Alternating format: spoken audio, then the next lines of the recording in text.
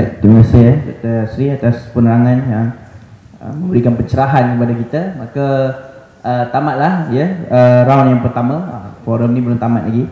Jadi sebelum kita pergi kepada round yang kedua, dan alhamdulillah sebelum saya menyampaikan iklan daripada penganjur, saya nak cakap satu benda lah.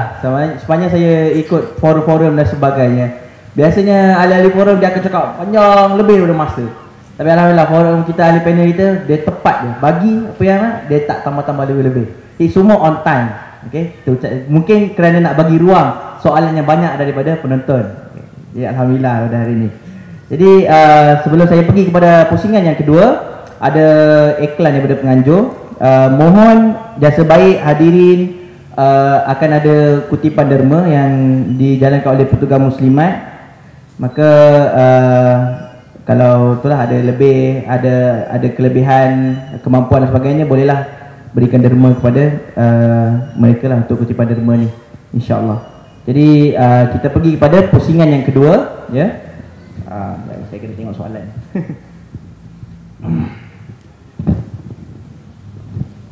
Baik, pusingan yang kedua dimulakan dengan Dr. Mazli kita. Okey. Pasrah ya. Okey Dr. Mazli pernah menulis berkaitan hudud di blog ni hudud ni panas ke isu dia. Di bawah tajuk hudud sebagai red herring menjelang PRU 13. Apa yang kita faham daripada penulisan doktor nak kita semua, khususnya gerakan-gerakan Islam ni, supaya tak hanyut dalam isu hudud. Macam hudud saja kan. Jadi macam dipermainkan pula di dalam situ, sebagaimana yang berlaku di Syria, isu mazhab dimainkan. Jadi orang pun hilang fokus pada isu yang sebenar. Maka sebenarnya apakah pendirian yang sepatutnya dipegang oleh gerakan Islam atau umat Islam untuk menghadapi isu sebegini? Silakan.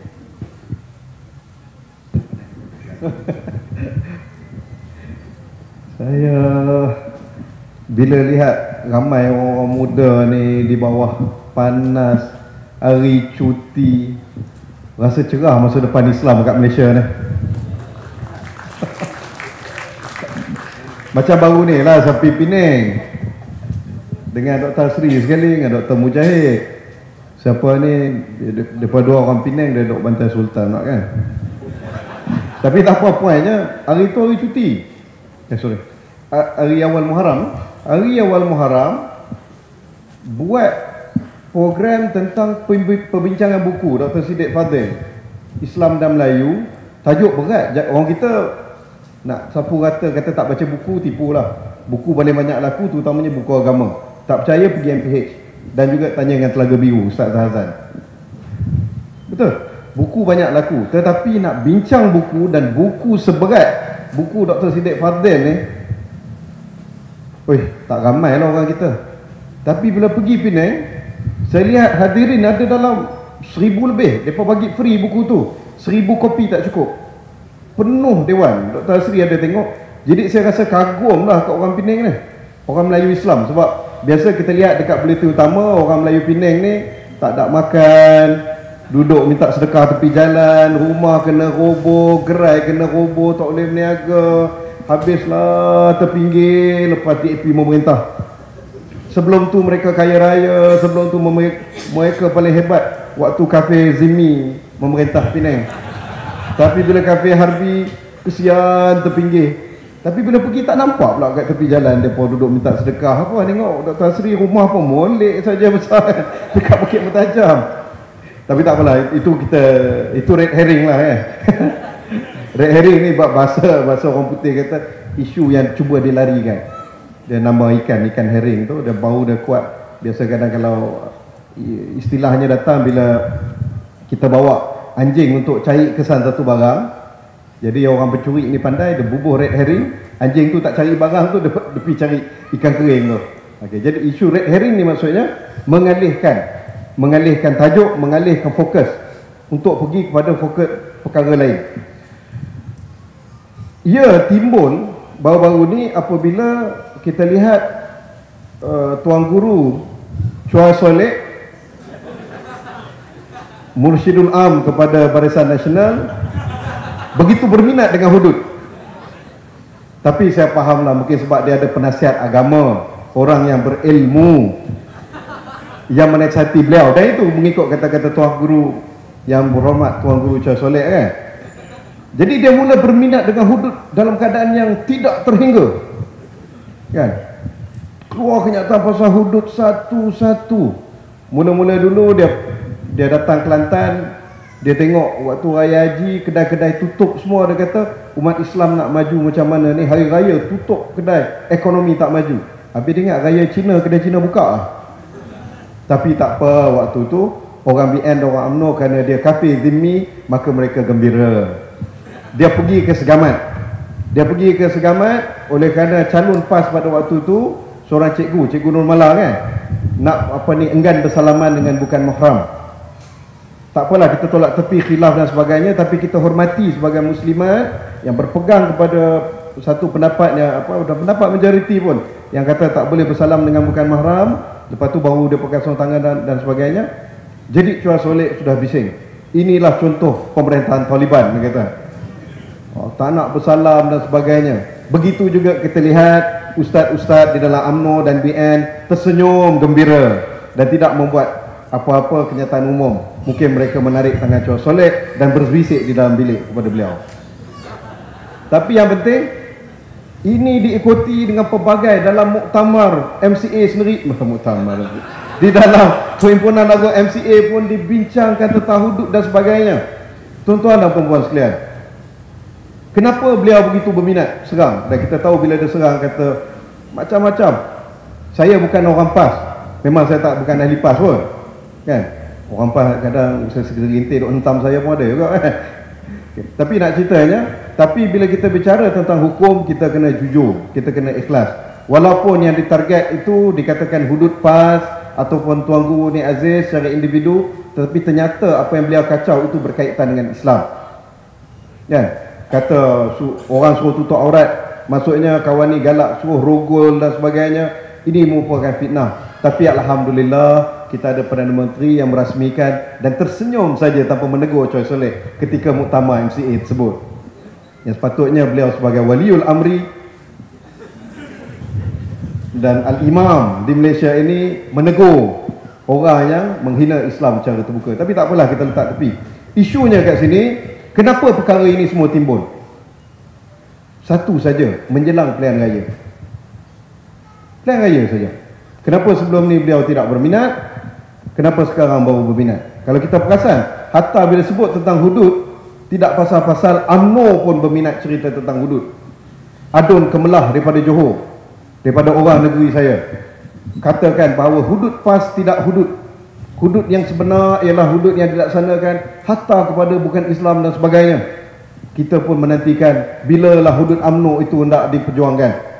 Tapi lepas dia kena hashtag dengan Choi Soleh kata out of his mind, terus tidak bersuara lagi, dan Mufti Johor pun tidak mampu untuk mempertahankan adun tersebut.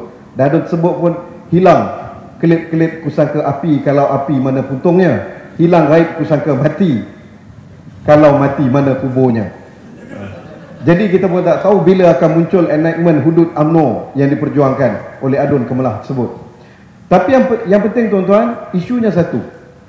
Kalau kita pergi dengar kepada orang MCA, dia akan kata, wah, PAS nak laksanakan hudud, DAP sokong hudud, dan kalau PAS menang, maka orang-orang Cina akan hilang kaki, akan hilang tangan dan juga sebahagian daripada alat sulit mereka. Bila orang-orang UMNO pula berceramah kepada orang-orang Islam Melayu, dia akan kata UMNO PAS sudah menjadi alat DAP.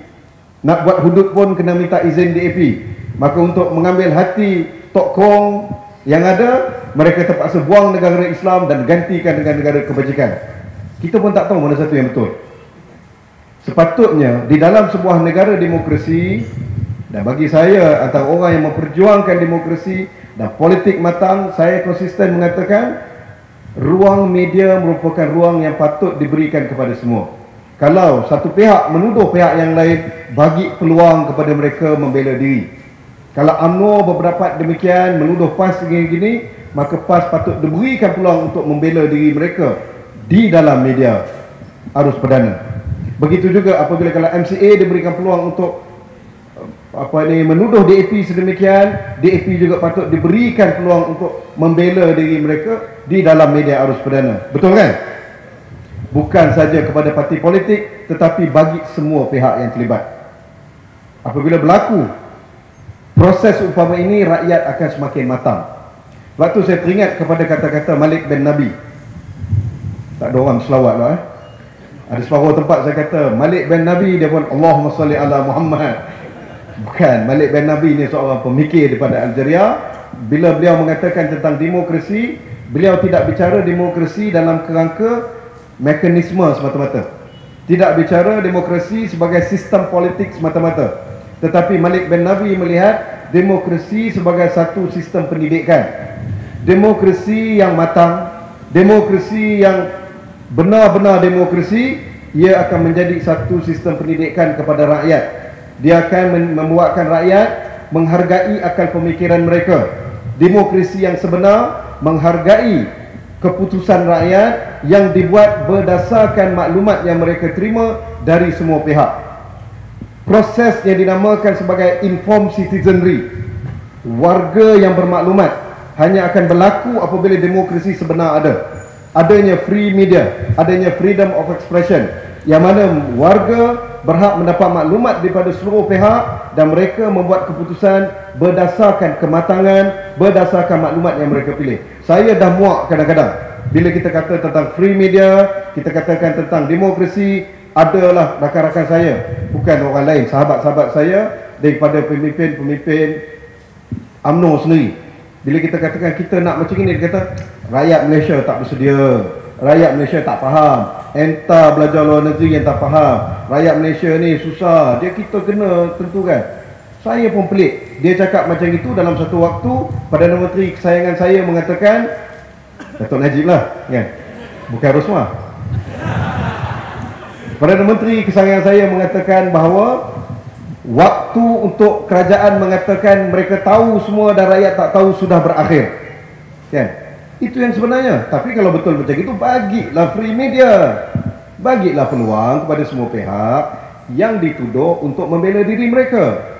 Logiknya apa? Demokrasi mengapa mendidik masyarakat?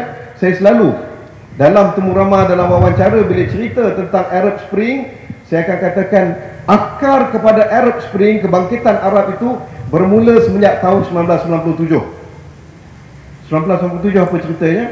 Bermulanya Al Jazeera, stesen TV Al Jazeera, satu stesen TV satelit yang boleh di tempat negara Arab mereka tidak ada halangan untuk ada parabola. Ada parabola boleh dapat berita Al Jazeera. Al Jazeera berbeza dengan media-media arus perdana di negara-negara Arab yang lain ialah di Al Jazeera semua pihak diberikan peluang untuk bersuara. Seperti mereka punya moto, Al Jazeera mimbaru man la mimbara laha, mimbar pada mereka yang tidak mempunyai mimbar.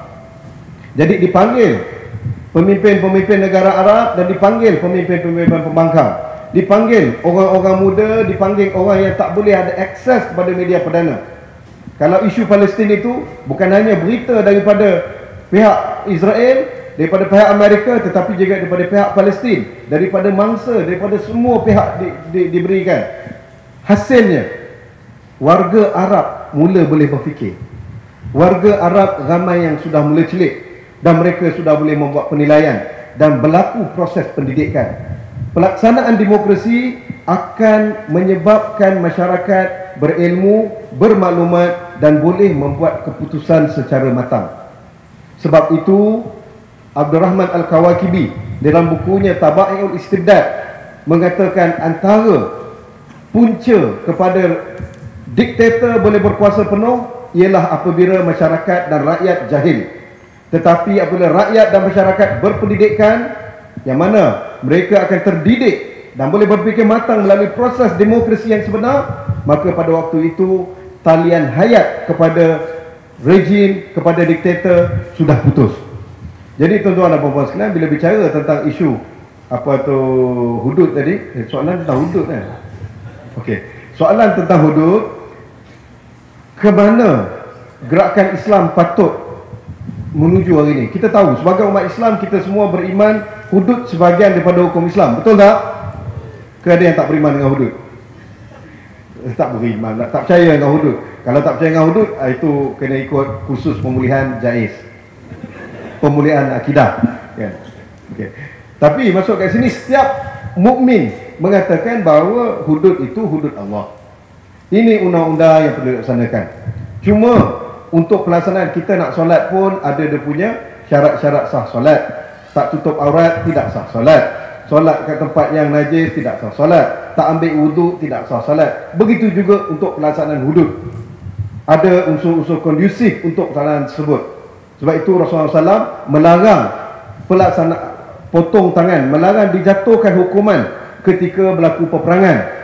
Rasulullah SAW melarang memotong tangan pada waktu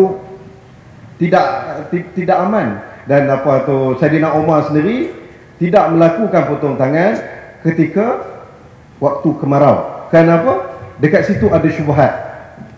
Ada syubhat yang mana al-hudud tudrak bi syubhat. Hudud tidak boleh dilaksanakan sebagai syubhat. Waktu adanya syubhat. Jadi kalau kita lihat keadaan di Malaysia ini, saya tidak tahulah kondusif ataupun tidak kondusif. Yang penting kalau nak laksanakan hudud, kena berlaku pindaan pada perlembagaan. Ataupun kalau pendapat terkini kata Dr. Azhar Bahri, tak perlu pindah perlembagaan pun tak apa. Tetapi kita perlu kepada perubahan pindaan kepada akta Mahkamah Syariah. Apa pun ia kena berlaku di peringkat parlimen. Kena ada bilangan di peringkat parlimen yang mencukupi. Jadi bila kita lihat dalam isu ini, mana-mana pihak pun, UMNO yang nak cerita ke, PAS yang nak cerita ke, mereka tak boleh dalam waktu terdekat ni nak buat sesuatu tentang hudud. Yang waktu yang ada sekarang ni untuk kita capai bilangan untuk kita pindah perlembagaan ke, pindah akta Mahkamah Syariah, ialah dengan bilangan perwakilan di parlimen yang faham. Jadi usaha nak memahamkan ini memerlukan kepada media yang terbuka, media, free media, memerlukan demokrasi, memerlukan kepada good governance. Jadi usaha bagi gerakan Islam ialah sekarang untuk perjuangkan elemen-elemen tadi. Sehinggalah adanya media terbuka, kita boleh menyampaikan. Sehinggalah adanya good governance, sehingganya tidak ada ruang lain untuk kita sampaikan pemahaman.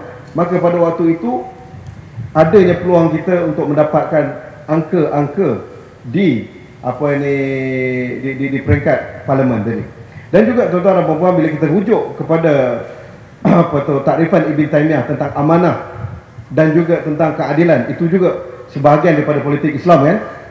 Ikut kata Dr. Sri, termasuk dalam politik Islam ialah berkaitan maslahah. Dan kalau kita lihat dalam ada perbincangan Asyatibi, maqasid syariah yang 5, penjagaan terhadap agama, penjagaan terhadap nyawa, penjagaan terhadap akal fikiran, penjagaan terhadap harta, penjagaan terhadap kehormatan, itu juga termasuk di dalam perjuangan politik Islam.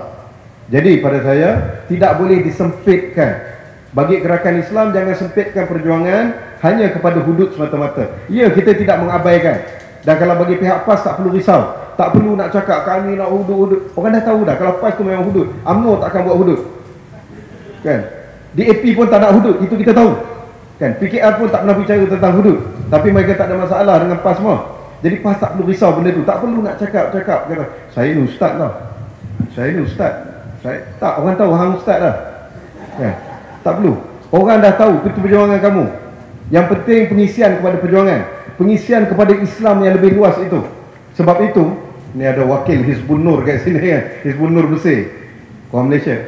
Tak cari, dia ada muka Malaysia ke, bukan muka Arab. Kalau muka Arab boleh kenal. Hizbun Nur ni parti Salafi di Mesir. Ketika saya interview, dan banyak antarabangsa interview, antara yang paling minat nak tanya dia, kau kan perjuangkan hudud tak? Sebab ni Salafi ni. Biasa Salafi tolak demokrasi, Salafi tolak kepartian, kecuali Salafi di Malaysia dan Mesir.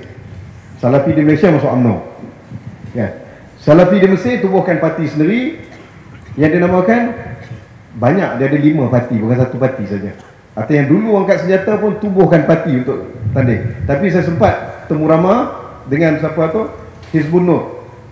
Saya tanyakan kepada dia, kamu tak nak laksanakan hudud ke? Jadi kata Hizbun Nur, Presiden Hizbun Nur dan juga Mursyidul Am mereka, Dr. Yasir Burhami, dia kata Islam itu, perjuangan syariah itu luas, bukan hanya pada hudud saja. Hudud termasuk dalam syariah juga, tetapi juga termasuk dalam syariah unsur isu-isu ekonomi, isu-isu melawan rasuah, isu memperjuangkan kebajikan. Kita kata Malaysia sudah ada negara berkebajikan dah, ya. Salafi baru nak cakap, ya. Adanya isu kebajikan, adanya isu ketelusan dan sebagainya, isu memperjuangkan nasib orang miskin, nasib orang terpinggir, itu termasuk dalam perjuangan mereka. Jadi dia kata ini kena didahulukan dulu, isu pendidikan dan lain-lain lagi. Jadi bagi di Malaysia sendiri, kalau kita lihat banyak sangat isu yang gerakan Islam perlu juarai.